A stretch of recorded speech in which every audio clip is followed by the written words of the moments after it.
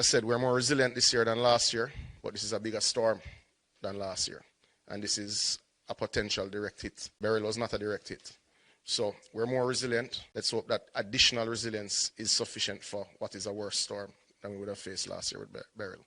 God bless Jamaica. Stay safe and stay smart and listen to the official sources of information. If I was to take what I just saw, I wouldn't have been able to drive in New Kingston a while ago because of flooding that's being posted as now. So we encourage you to follow JIS, follow OPM, follow the Ministry of Education and Information, follow the relevant ministry sources, and of course, reputable media houses. Thank you. God bless Jamaica. Thank you so much, Minister Samuda.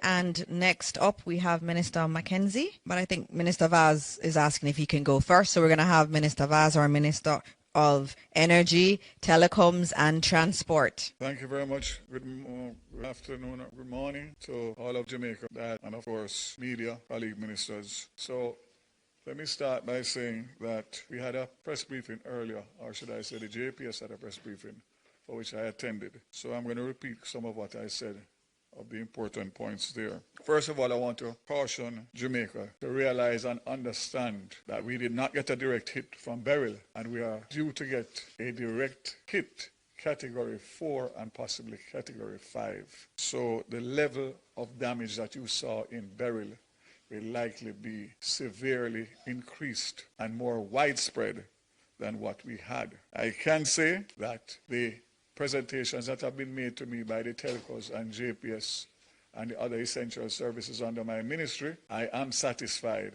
that we have a plan in place. But again, I want to caution that the plan is one thing. The execution of that plan is what is going to make the difference in our recovery. I want to say that you have the commitment of the Prime Minister already, that all his line ministers will be leading from the front, meaning that firstly, communicating with you, and secondly, doing the work and the coordination and collaboration that is going to be required. We can say that Starlink headquarters has reached out to us through their emergency response, and we have already gotten some equipment that is being used by the Ministry of Labour and Social Security to coordinate, obviously, the preparations and the aftermath. And I can say that OPM also has either received or will receive shortly another set of equipment that will allow for us to be able to communicate during and after the storm. So we will intensify that as needed,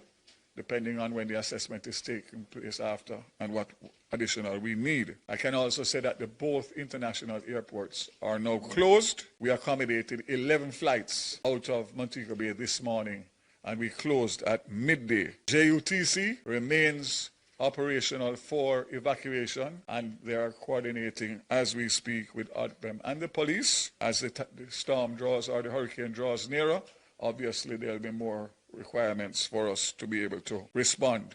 I want to say again, at this point, there's always been a hesitancy when evacuation orders are given. Do not take this one lightly.